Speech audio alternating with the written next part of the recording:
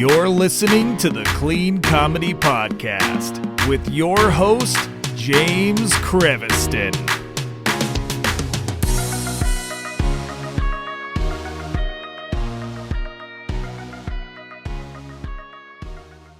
Hey, everybody, it's James. Welcome to the Clean Comedy Podcast. Today, we have back one of my favorite people. Not only is he my best friend, he's also like one of my favorite people to go on the road with, even though he sleeps on planes.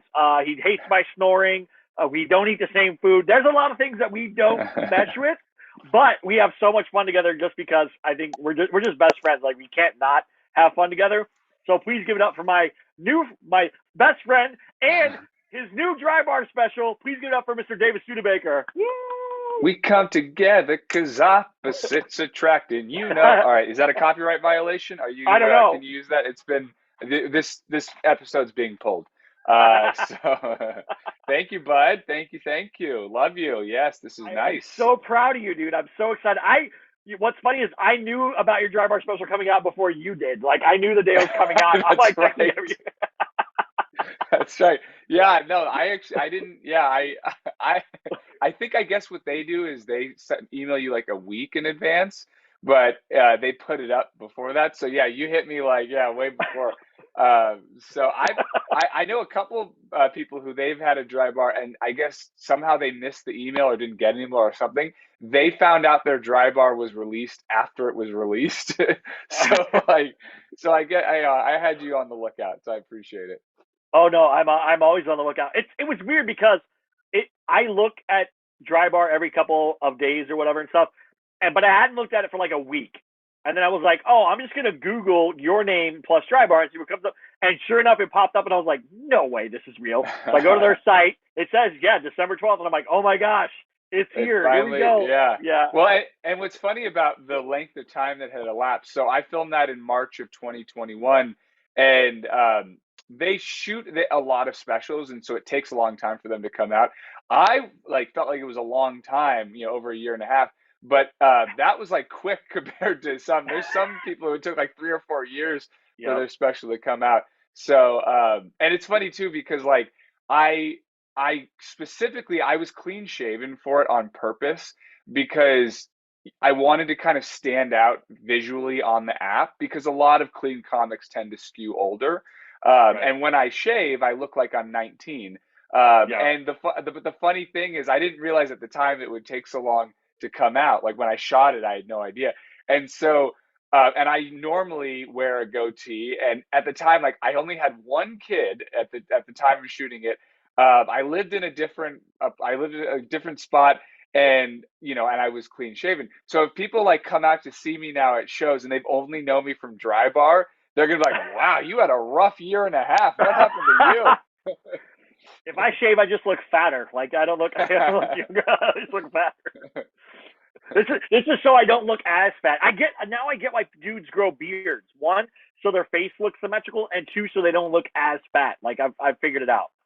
Yeah. It does. It helps with that. For me, I do it so I don't look like a teen dad at 33. So that's. If I clean shave, I've got like that baby face too, but I've got like the fat baby face. You know what I'm saying? So I look like one of your kids. Your kids are cuter than me, so it's good. No, cute. You're cute, and you're also as strong as them too. They're you'd fit in well as my boys. Yeah. Oh, I love your kids anyways. So. Have you heard anything else from dry bar since it dropped? I haven't seen any of them. They haven't been doing any of the single clips anywhere. At least I looked around. I didn't see any today. Yeah, I think some time they give it some time, from what I understand, because I know a guy who shot his on the same night as mine. His came out maybe a month before mine, and I think they released the clip after. I think maybe like they wait and see kind of what the analytics are on like portions that people are watching or rewatching, and then maybe they chop that and put it up. Hard to say. It's funny too, because I got a standing ovation at the end, and it was overall I was really happy with the set. But as we were talking before going on, that was one of my first sets back after the shutdown. So I had done, maybe 1 or 2 live shows prior to filming that special. And normally when you film a comedy special, like you want to have been performing like constantly and really, so there's certain things where, I mean, most people may not notice, but like I look at it like, I do that bit a little bit different now, or like so there's things I can nitpick, but I'm really happy with it. I mean, my favorite, I'm glad that what I did, because in my shows I'm very interactive. I interact with the audience, and one of the things I do, the reason why they call it the Oracle of Dry Bar, that's the name of I guess for the audio listeners, I'm pointing behind me because I have the cover up behind me. But the reason they named that is, a lot of times what I'll do is I'll like guess things about audience members, and a substantial amount of time they're right, to the point that I get audience members coming up to me like, did someone tell you that beforehand? So I just, in it, I won't give it away, but I guessed, something about a guy, and then inadvertently guessed another thing about another guy. And so I called myself the Oracle of Dry Bar in it, and then that's what they, decided to use as the title of it. But I'm glad I did that, because a lot of times with specials, people don't always do crowd work in it because it's such a risk. Because you have a very set amount of time. If I'm doing like an hour-long show, live show just somewhere, I have plenty of time to kind of get in, get out, take my time. But with a 24, 25-minute special, if I burn 1 or 2 minutes and they don't work, it's like you just really burnt valuable time.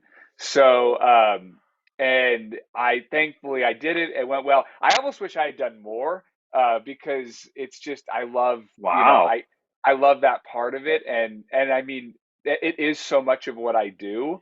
And so having that, but there's enough, there's enough, and I'm happy with that. And then also the other thing is that I couldn't do the Celine Dion bit, which is like my signature bit, because I didn't think they would pay for they're probably not going to pay for the rights to that song. So that's the other thing of where like, but thankfully I did my alternate closer, which involves music, and it got a good response, and got the standing O. So I'm happy with it, but it's just, it's funny with how much time has passed. Like that feels like such a different time, so it's an interesting slice of life, but I'm very thankful that it got out there. I'm thankful to James Creviston for giving me the kick in the butt to do it. Because actually the first time James and I ever did a podcast, the great Luke LaCoy was there. It was at James' apartment. I know, and he's alive. He's alive. I didn't mean it like that, guy. He's no longer with us on the Clean Comedy Podcast. He just doesn't come on the podcast. I try to get him all the time. He's like, he's a busy man. He's a busy man. He's a busy guy. He's living his best life. We love Luke. But that was like the first time. This was years ago. It was like 5, 6, 7 years ago. It was like 2017 or something, or 2018, somewhere around there. Yeah. No, earlier than that. It was. Yeah, it had to be 2016. Yeah, it might have been 2016. Yeah. We're old. We're old, guys. Yeah. So so James was like, oh yeah, you should do Dry Bar. I hadn't heard of it, and and it was, long story. It wasn't the right time. I didn't want to do it, but then James gave another kick in the bum, and shout out to Jeff Shaw, another great guest on James Creviston's wonderful podcast. He put in a good word as well. And yeah, it worked out well. Also interesting, fun fact, as we're digging in, the other thing about it that's interesting, if you're someone who watches a lot of Dry Bar specials, is because mine was shot in March of 2021, they do it in Utah, and Utah still had 25% capacity limits on all live events. So Dry Bars before my crop were usually packed. Like you watch it and it's a packed house, and they couldn't pack the house for this. So it creates a different feel with the ones that have come out, and will continue to come out from that batch. And it made me thankful for all of the like poorly attended comedy club gigs I've done. Did over the past, it was 11 years at that point I've been doing comedy, but the decade plus of like, because I was ready for that feeling of, and you can feel it even in the special, like the first couple minutes, it's like, and they don't Dry Bar doesn't like add in laughter. Normally a lot of like Netflix specials, whatever, like they'll, even if a bit doesn't crush, the they'll laughter. pump it up. They'll add in laughter. They'll cut away to someone in tears, laughing, and they don't do that. So it's an interesting dynamic with these ones. Thankfully, enough have come out with that sort amount of audience, so it's not like, wow, no one wanted to come to this guy's show. Yeah, They were good about the way they shot it too, where they kind of like kept mostly the front row there, so you could see the heads. But the laughter was still really, really good in that room. Like even because you could tell, like, oh, there's not as many people in this room, but the laughter's still great for that room. You know, so you weren't hurt on that at all. I've seen full room specials not do as well. Just thank you. We're all clear. I've seen those and go, ooh. Thank you. Yeah. No, that's awesome. So now does that mean you have to write a new half hour so you can go back and do another dry bar? And like, you know what? Like 3 years, and then like it'll be let me tell you something. Years after that, so 5 years. Shout out to Tom Clark. I love Tom Clark, and he was a guest recently on the podcast, and I listened, and he basically word for word gave my feeling on the whole, like, you have to write a new special all the time kind of a thing. So I'm with Tom. I don't know that, especially with how long it takes right now, at least for Dry Bar to release specials, I don't know that it would be something I would do again. I'm really happy I did it. It's wonderful to have, but also there's limitations. If you don't know, Dry Bar, it has to be really, really clean. Well, you can do whatever you want, but they reserve the right to edit things. And then also there's these filters that people put on. So it'll exclude bits that, have certain content or things. And so, and I'm not a dirty comic, but my natural habitat is like PG-13, kind of like adult clean. And so for whenever the next special is, I would prefer to have it, not have any restrictions on it, so that it could be kind of the full breadth of what I do. So and I'm with Tom. You don't have to do it. Waters down specials to do them every year, all the time. To me, you should just do the special when you feel like, okay, there's enough incredible material. I've honed it. I'm ready. Let's do it.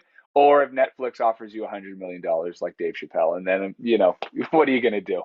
then you do all the specials all the time. I think Jeff Allen has like two or three, and then Brad, what's the guy's name? Brad, I forgot his name. He has like, Brad Upton has like 2 or 3 Dry Bar specials as well. Yeah. So like they're the top two guys. Well, and listen, some people like them. I mean, I don't know what they're necessarily like. I mean, I'm sure they could do a dirty set or like, but I think that for guys like that, it's really their ballywick, like, being that clean. And also, I mean, if you have done a dry bar and they loved it, then you might be able to get away with more. Like, people might turn off the filters because they just want to see everything you're doing.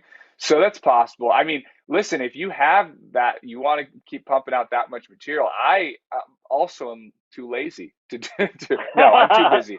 I've got a lot on my plate. And that kind of material generation is it, to do it right. I'm too perfectionistic to just, not that theirs is watered down, but I both don't do enough like hammering comedy writing, and it takes me a long time really to feel like this is what I want it to be. No, that's exactly right. And then Jeff Shaw just did his second one as well, and it's good because he goes on cruise ships a lot, so he's writing constantly and having to rework stuff all the time too. And so are you. So that's what I was thinking. Like, you probably are creating more content while you're on the cruise ships. Yeah, but Jeff Shaw, he's a Carnival guy, and Carnival guys, I mean, he's got to have about 4,000 hours of material just to do Carnival as it is. Right. So I mean, he probably like I'm a Margaritaville guy. We don't need the same amount of. They have to do like 700 different 30-minute sets each cruise. So that makes sense. I mean, for someone like Jeff and anyone who has that level of backlog. I just don't have that level of backlog of like G-rated comedy. I've got like 45 minutes of G-rated and so. Well, I don't know if I told you this or not, but I'm learning the ukulele. so that I can add music Nice. because Luke's like, because I was singing the other day, like the reason it came up is Luke had told me like, oh, if you want to learn music, like you should learn the ukulele, don't do guitar. But I was driving back from Vegas and I saw people kept getting pulled over, like by the CHP and the Nevada Highway Patrol, and I started singing Quota Time to the tune of Closing Time by Semisonic. So Nice. I was like, oh, that's how, and I do that a lot. Like I think you've heard, like, been there where I like start singing a song that's not, it's not the correct lyrics, but in the right tune of the right song.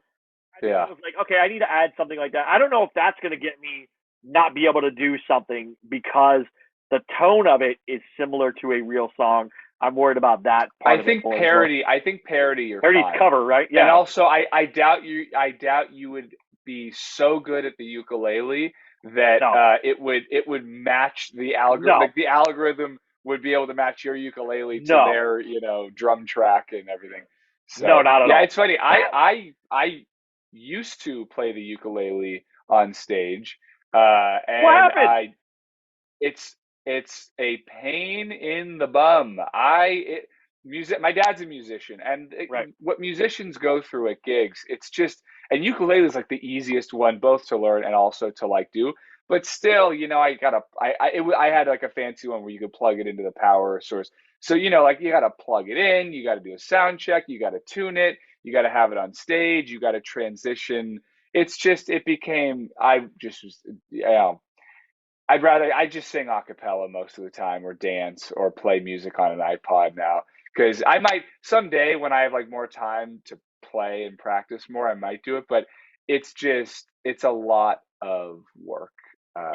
Yeah. I want to do it. I think it'll add something to me because I do tend to like sing around stuff or sing things out and like make fun of things through songs. So it's like I might as well do it. Well, the other thing is, I mean, it's inherently funny. You up there with a ukulele. That's a funny image. Me, I just look like, oh, here's another hipster, who rolled out of a coffee shop. He couldn't make it as a ukulele artist, and now he's trying to do comedy. So, take it easy with your floral shirt and get out of here. It's too on the nose for me. For you, that's just funny. Just James sitting up there with a ukulele. That's funny. Right. I figured as much. So now that you have this, you're rolling into 2023. By the way, real quick, really quick. # Clean Comedy Hour. I am drinking water out of a Samuel Adams lager glass because that's how I roll. That's the kind of clean living. I'm drinking a Monster out of a Monster can. Yeah. And it's like 5:00 at night, guys. Sorry. This won't even affect me. Like I won't be up or anything. It's just like an extra, like, there we go. So you were saying, I apologize. What's something like next steps or something? Oh, yeah. So now that it's out, 2023 is right around the corner there. What are your plans? What are your goals for that? Like, what do you want to do now that this is there? Obviously, you're going to want to tour with it and be able to like get it to open more doors to go to other new places and do new things and see new people. Mainly the Midwest. I think that's like the key demographic for you is the Midwest. You're a guy that doesn't belong in the Midwest, but will fit perfectly in the Midwest. There you go. Because David doesn't eat meat. Like he doesn't eat meat, and the Midwest is all about like meat and potatoes and all that stuff. That's why I always have to go with him because otherwise it's not the same. Like I just got to keep him taken care of, right? I love you bring up my eating habits every time I've ever been on this. I've done this podcast about 48 times, and my eating habits get brought up every time. But I live off of water and rice, according to James. That's not true. It's tortilla chips. It's tortilla chips. Go macro bars and water. Yeah, there you go. And green tea, unsweetened green tea. Oh yeah, green tea. That's right. I forgot about green tea. How can I forget? I'm a terrible friend. I've given up correcting him, but we'll move on. I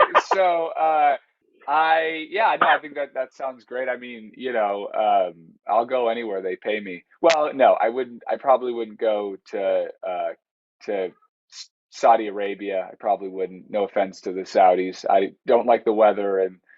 We do okay in Saudi. I don't think we do good in China or Russia, but I think in Saudi Arabia we do. I think we'd even do okay in North Korea, believe it or not. Like I think we'd be okay there.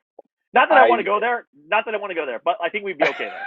I don't want to go there. I'm not going to agree with that. I don't want that on my on my byline. David Studebaker does great in North Korea. I don't want that. I don't sign on that.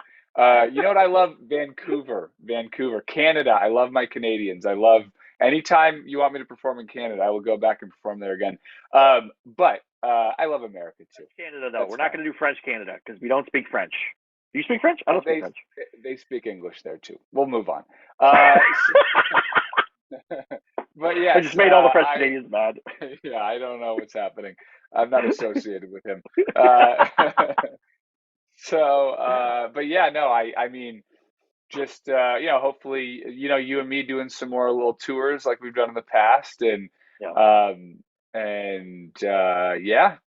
doing hopefully headlining some clubs and expanding the reach, and yeah, that's kind of fun. Make it $10 billion. That's $10 billion. $10 billion. I'll settle for $9 billion, but we really don't get greedy. Don't get greedy. Yeah. Have you heard? Has anybody reached out to you about it since it's dropped and stuff? Like, it's funny. A lot of the people who have reached out to me have said, "Why isn't it on YouTube?" That's what I've gotten a lot of. They're like, "I don't want to have to pay for it," because what Dry Bar does is they paywall it initially, and then I think at some point put it on YouTube. At least a lot of them they do. So yeah, I mean, I have gotten some people reaching out saying they loved it and watched it, but yeah, a lot of it has been, why can't I watch it for free? And I think it's also on Peacock after a while. I think they either have a deal with Peacock or Paramount or somebody, but there's Dry Bar specials on one of those two because I watched them the other day. I was like, oh wait, what's going on? I have a Dry Bar subscription too, so it doesn't matter. But well, and if you don't have a Dry Bar subscription, you can go to the website and get one. If you use promo code David Studebaker, you get 1 month free. Yep. So there you go, free 99. So yeah, if you want to sneak by that paywall, use promo code David Studebaker. But yeah, it's tricky because as with everything in streaming, everyone's trying to monetize it and create their own silos. And so it's like, it's certain people, it's complicated, like not everyone is super hip on streaming. So, you got to tell them, okay, you download the app and then but you can only use that promo code on the website. You can't use it in the app. So it's just, there's some hoops, to jump through, but it's worth it. Like if you watch one Dry Bar special this year, just one, watch David. I promise you it's worth it. I've and this is coming from a guy who's seen all his material. I know I can do a lot of his acts. Like I know it because we've done it so much together. I still laugh. I still love it. Like, Sage, like that whole bit. That's one of my favorites. Like all those things. It's worth it. It's worth it. Like I'm telling you right now, because I still laugh. Like we go on tour, he does joke. I'm still laughing. Like it doesn't. Like I know him. I know what's coming. I know the words that are coming. I totally know. You know all the pitches. But I still I can't help it. It would be fun on sometime when you're featuring for me. We should have you. Like I should just give you some of my bits to do, just see what it would be like you doing, and then maybe I'll do some of yours. We can like trade a little bit and just see kind of what would happen. That'd be fun. We'll switch FTB and burrito, like those That's two what things. I was thinking, massage. Those are the two. Those are like two like of our ones that everyone knows for us. Yeah. Like, so I think it would be hilarious to see what happens there. I don't know if you would. I don't know how the people would take it when you talking about getting eaten by bears, because it would be like, that guy, you're not even going to get eaten. Like you're just, I done, know. Bro. Well, it's funny because I don't think actually it would work very well because a lot of we're very different people. So like, and a lot of your material is very specific to you, and vice versa to me. So it'd be funny to see, but like a lot of what I do with audience interaction, or a portion of it, is like I'll pick like the biggest guy in the room and then play off of him of like that I'm intimidated by him. And like for you, like you're not intimidated by anyone, so it would not. It'd be interesting. Why we work well together, because it's such a like an opposites thing, but we like get along so well. Yeah. Like I've never met another. I mean, besides my wife, I've never known another person that I just like instantly got along with so quickly and easily as you and I get along. And even when we travel, and we don't travel the same way, by the way, like not at all, like we don't. But David has introduced me to sleeping on a plane, which I still can't do, but he can do, no problem. Well, it's funny you say that because I'm actually horrible at sleeping on planes. I sleep like the max I can sleep is like 30 minutes on a plane. It's just you're so bad. I at least can close my eyes on a plane and like I'm awake, but like my eyes are closed.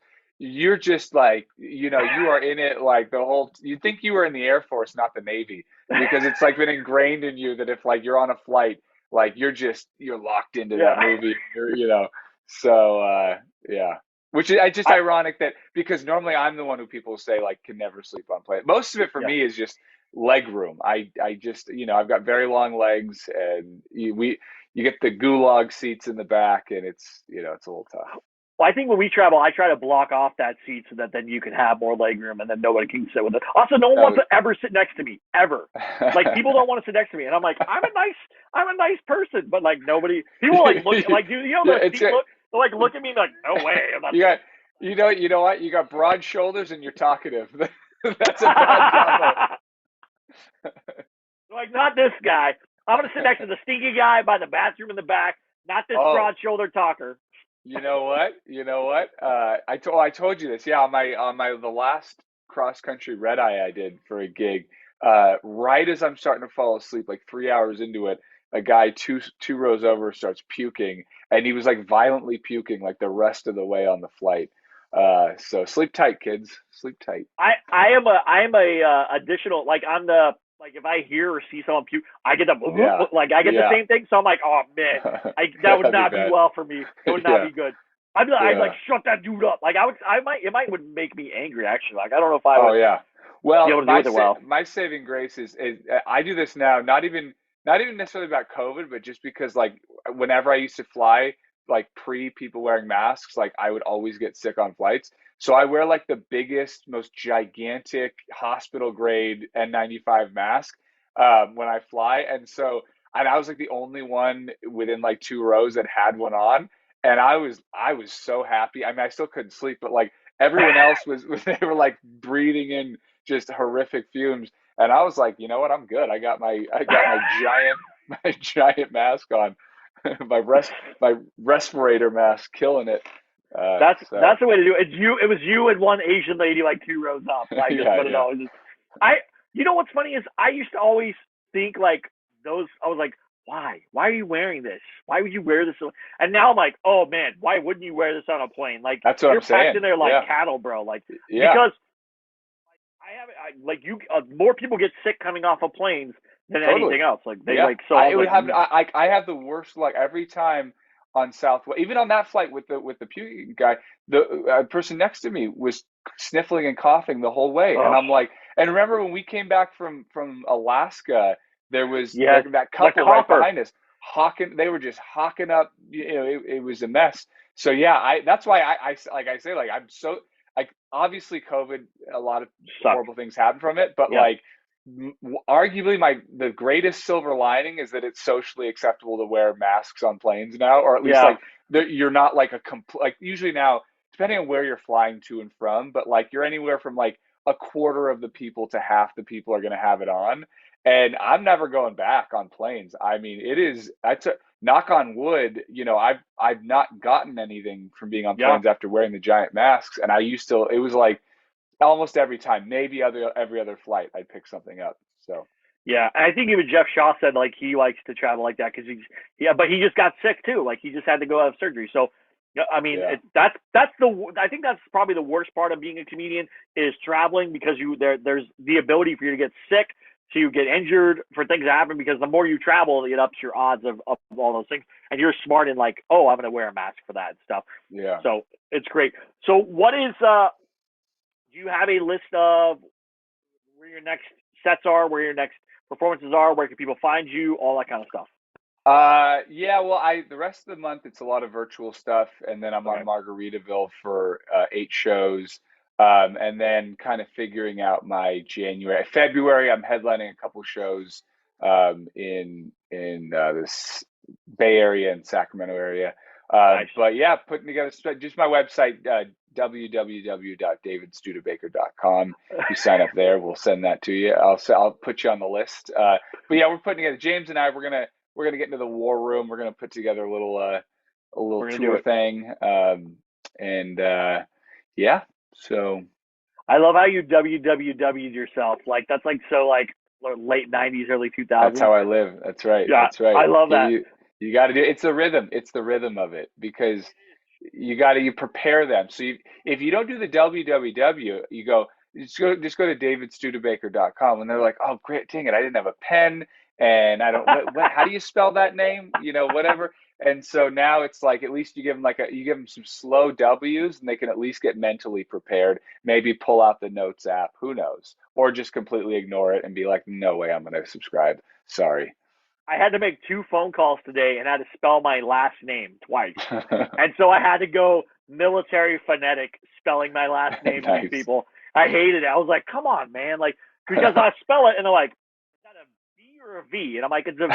So then I start over. I'm like, Charlie, Romeo, Echo, Vic, and they're like, oh my gosh, I hate it. Like, I hate doing it, but I know it's the easiest way to get people to remember stuff. So that's why the www always makes me laugh. James Krebistown? James Krebistown? Oh my gosh, I've got Creviston. I've got Creepistan. Someone thought my last name was Cervantes. I'm like, those letters don't even arrange in that same order, bro. Like, what are you talking about? Hey, Mr. Creepistan, is this? Yeah. That sounds like a bad place in Afghanistan. Creepistan. Yeah. It's like the weird part, the weird sliver of Afghanistan no one goes near. Yeah. All right. Well, thank you, David, for coming on. Thank you for everything. Thank you, everybody, for listening. Please go watch David's special. Watch it like 10 times. Like let's get him some money. He's got another kid now, extra diapers, like all that stuff. So watch it all the time. Make sure he's getting all the residuals and stuff. And then we're going to come to your town and do stand up. And so email me, right? Email us, put stuff in the YouTube. Let us know where you're at so that we can start planning that stuff, because we want to come out and see everybody.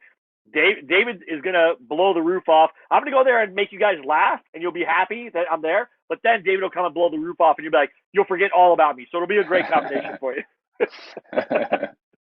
All right, guys. Thank you so much. Thank you, everybody, for listening. Have a good one. We'll talk to you soon. Bye.